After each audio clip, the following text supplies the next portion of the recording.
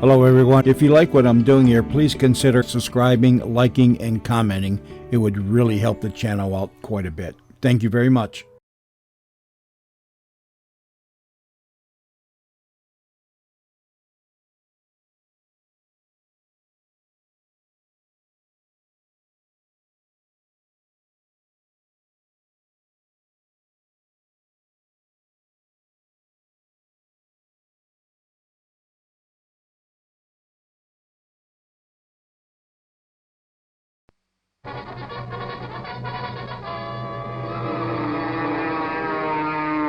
Over valley and mountain, river and plain, through wind and storm, rides Anne of the Airlane.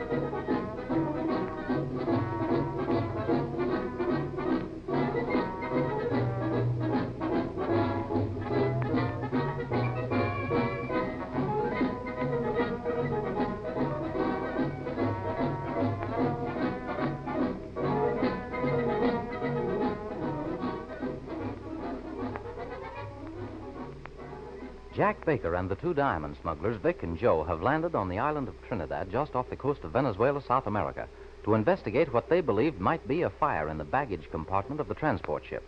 To their amazement, they find our heroine, Ann Burton, stowed away in the ship, and what they thought to be smoke was only face powder from her compact, which had fallen. Vic decides to send Ann back to Springfield by tramp steamer, so she will be out of communication with her friends for as long as possible. But just as they are about to start the motors, it is noticed that the huge transport has settled down in some sort of black, sticky substance and seems to be in danger of being engulfed. Is this some sort of a trap set for the natives, or has the plane settled in a bed of quicksand? The tropical moon shines with almost the brilliance of day, so we'll have no trouble finding the answer. I can't make head or tail of what those guys are saying. Can you make it out, Baker? No, I'm sorry, Morgan. I know a smattering of Spanish and a bit of Indian, but their language doesn't seem to be either. Well, Joe didn't seem to have any trouble telling them to bring mules. Evidently, he knows how to talk to them. See, he's having them hitch onto the tail right now. Yeah, and the boys seem to understand what he's talking about. Hey, Joe, come here. What do you want, Vic? Okay, make it short, because this ship's settling pretty fast. Hey, what kind of lingo was that you're talking to those natives? Indian? Yeah, it's Indian. I just happen to know a little of it. I gotta get over there and get them pulling this thing out. Go ahead, Joe. We can talk about languages later. Well, I've heard a little Indian language and quite a few dialects at that, but I'm sure that I never heard anything like that. Sounds like a lot of hissing. Say, that's it. I've got it now. That is Indian, all right, but not the kind of Indian that we know about. You mean it's some sort of Aztec dialect, Jack? No, Ann, it's East Indian. You know, from India. Say, Baker, what do you think we are? This is South America. That is nearly. You mean West Indian, don't you? No, Morgan, I mean just what I said. East Indian. There's no other language in the world that sounds like that of India. It's distinguished by that hissing sound, as you call it. But I don't understand, Jack. How did the East Indians get over here? Is it a settlement or something? Well, you see, this island of Trinidad belongs to Great Britain. Yes. And the East Indians were brought over here to work. Say, that explains why we're stuck here. Why didn't I think of that before? Hey, what are you doing, Baker? Trying to talk in riddles? No, I mean that stuff that the ship's settling in. We sure are lucky that I didn't happen to hit it out there in the middle.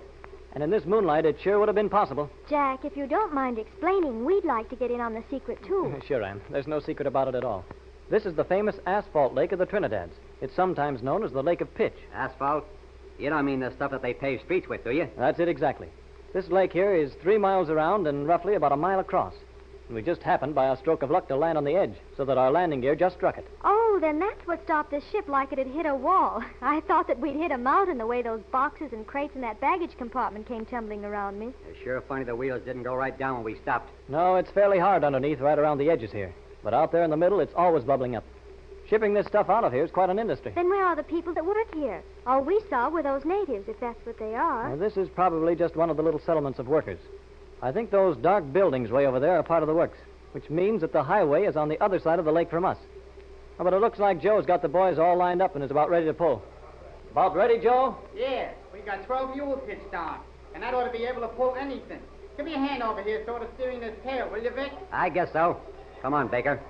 Let's see if we can get this thing out. Maybe Jack better get into the cabin and watch the controls, just to see that we don't strain anything back here. That's a good idea. And you better get in there with him, beautiful. It'll keep you from getting any ideas about wandering off and maybe trying to find your way into that village or town, whatever it is. Okay, Morgan, I'll watch the controls. And be ready to stop those drivers if I shout. We can't afford to be grounded here. Come on, Ann. All right. Now I'll open this shield a bit so they can hear me back there. Okay, Joe, take it easy. That pitch is mighty sticky. Okay. Do you think they'll be able to make it, Jack? I think so, Ann. Once they get it sort of broken loose, those mules won't have much trouble pulling us out. There. Oh, no, didn't make it that time. Jack, this would be a good time to see if you can contact headquarters. Vic and Joe won't be able to hear anything out there with those native boys shouting and all that racket. Say, that's an idea. Let's see. What was that frequency? I think it was... Oh, I got it. Here on this handkerchief you gave me back in the yes, Everglades. I remember. Oh, and there. Now, that's it. Now, you watch out there to see that they don't open that cabin door, and I'll call. They're both back there at the tail. Okay. Baker, calling D12. Baker, calling D12. D12 answering Baker. Where are you, Baker? On island of Trinidad near Venezuela. Was fire in compartment serious, Baker? No fire in compartment, D12. Did you know Ann Burton is in baggage compartment, Baker?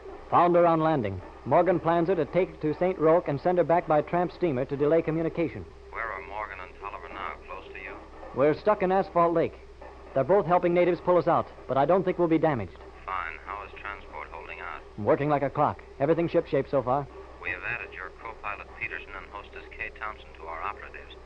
Also a new member who is familiar with territory near diamond mines, equipping their ship with new radio. Their call is D46. D46, get that? Their call is D46. And your call will be D31. D31. Right. Keep headphones on and switch to this frequency whenever you can do it safely. Oh, we're moving. We'll be out in a minute. We'll have to sign off. Okay, D31. We'll be on duty 24 hours a day. Call when you can and advise of progress. That's all. Okay, D12. Pete and Kay, they're going to help us.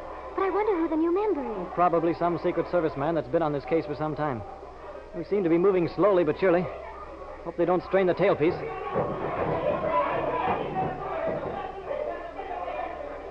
We're clear, Jack. We seem to be on solid ground. Well, that makes everything all right, all the way around. We're all right, and that message from headquarters tells me that Kay and Pete and Bobby and your Aunt Hattie, they all seem to have arrived safely. Poor Aunt Hattie. I'll bet she's worried. Shh. Must be Vic. Everything okay, Baker? Controls seem to be all right, Morgan, but we'll have to have a look around. Can't tell what might be wrong with the tail assembly or the landing gear. I'll have a look. Come on, Aunt. Jump. Right. Thanks, Jack. Where's Joe? He went back with those mule drivers. Seems like you have to pay the head man, whoever that is. Hand me your flashlight, will you, Morgan? Doesn't seem to be anything wrong with the tail assembly. That landing gear, I don't like the looks of that. Ooh, it's all covered with that sticky black stuff. Do you think those wheels will turn, Jack? I think we better take off. That stuff will come off that gear when the wind hits it. It might at that. We'll leave the gear down for a while. But where are you going to take off? You can't take a chance on crossing that pitch again. I'll say we're not. But that clearing right down there that way, that looks all right. There's not a breath of air stirring, so wind direction doesn't make any difference. Well, I suppose I'll have to go and bring Joe back again. Time means nothing to him when he gets to talking. Say, that reminds me. Just where did Joey Tolliver learn to talk to those guys, huh? You say they're East Indians? He's never been farther east than New York. It might be that he picked it up from some friend or something like that. Yeah, maybe, but there's something fishy about that. He's too dumb to learn a language that well. Like he did tonight. If he just picked it up someplace, I'd know what it was all about. Well, you might ask him. Here he comes. I'll say I will. Well, Joey, I suppose that you handed out all the expense money to that native, huh? For pulling us out, huh? I did pay more than I thought I'd have to. He wanted $1, but I finally made him take 75 cents. 75 cents and all those mules? Yeah. Well, everything okay? Everything, except this. Joe, I just want to know one thing. Where did you happen to pick up that language to talk to those guys, huh? Huh? Oh, well, oh, yeah. I used to work for a fellow in New York that did quite a bit of export business with India, and I just sort of picked it up, that's all. Why? I was just wondering. Well, let's start climbing in. You sure that stuff on the wheels won't make any difference? I don't think so, Joe. Climb in, Ed. It seems funny to me that we didn't have a swarm of those natives around here by this time. Gee, Vic, these fellas here see ships like this land all the time. They just thought it was another passenger plane, but they were sure scared when I told them we was mired down in that asphalt bed. But they say that pitch preserves everything well. All right, cut out the gloomy chatter and close that door. I was just telling you what they told me. Well, I'll turn her a little, then we'll nose right down that clearing. We're lucky there's a full moon, or we would have never been able to take off at night. If it hadn't been for that full moon, we might have landed right in the middle of that lake. The moon on that pool of water was about all that kept me away from there. Okay, here we go. Better keep that radio on, Baker. I might be hearing from headquarters. We haven't told them about that smoke yet. We'll wait until we get a little altitude. Then you can talk to them yourself, Morgan. Let's see, we head almost straight southeast, that right? That's what the chart shows. You'll have to come out right here, do you see? I thought there was a radio beam all the way down there. Yeah, that's right. Where is it, Baker? We're completely off of it. Lost it in making that forced landing. We ought to pick it up shortly. Is that field of yours right on Cape St. Roque? No, it's a little to the north. Lies between the mountains and the coast. But the beam will take you right in, so you don't have to worry about that.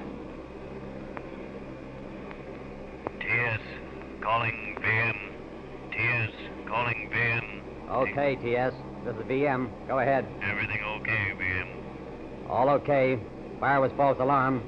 Landed on Trinidad, but we're up again. Headed for the Cape. And Burton was stowed away in the luggage compartment. Suspected that when she failed to arrive in Springfield with rest of party. Under no circumstances permit her to communicate with friends here. I'll send her back on a tramp steamer without a radio. That'll take a month at least. Good, Morgan. But here's something that's not so good. Party known as Zeb, seen in Springfield in company with Radio Inspector Morrison. Unable to trace whereabouts, but will keep you informed. That's all. Did you hear that, Joe? Sure, I heard it. That ain't anything to make you get white as a sheet, is it? No, I'm just nervous. But that Zeb is a hard guy to fool. And you don't think you can fool Zeb Abercrombie very long, huh? Abercrombie, huh? Say, Joe, how did you happen to know his name was Abercrombie? Oh, I don't know. Maybe he told me himself when we were... That name, Zeb Abercrombie. I knew someone by that name somewhere when I was just a little tyke. It seems that he's someone I knew real well. Zeb Abercrombie. Once a jungle that remains to be cleared, and what can Anne know of this gruff old prospector?